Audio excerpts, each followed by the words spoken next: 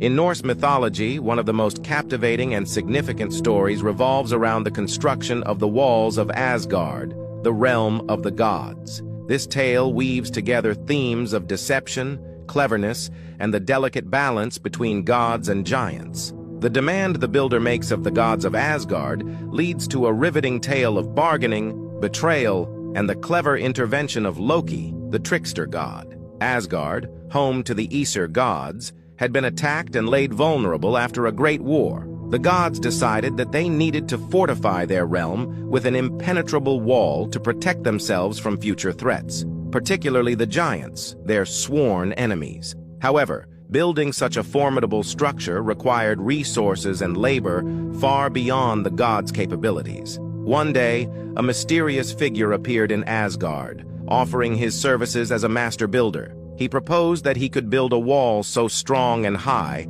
that it would shield Asgard from any danger, even from the fearsome giants. The gods were intrigued by this offer, but before they could accept, they needed to know the price. The builder then made a demand that astonished them all. "I will build the wall," the builder said, "but in return, I want the sun, the moon, and the beautiful goddess Freya as my wife." Freya, the goddess of love and fertility, was the most radiant and desirable of all the gods. The builder's demand was audacious, to say the least. The gods were outraged at the idea of giving up Freya, as well as the sun and moon, which were essential to the balance of the cosmos. But before rejecting the offer outright, the gods hesitated, wondering if there might be a way to outwit the builder. Loki, the trickster god, stepped forward with a suggestion. Known for his cunning and wit, Loki advised the gods to accept the builder's offer, but with strict conditions. They would allow him to build the wall, but he would have to complete it within one winter,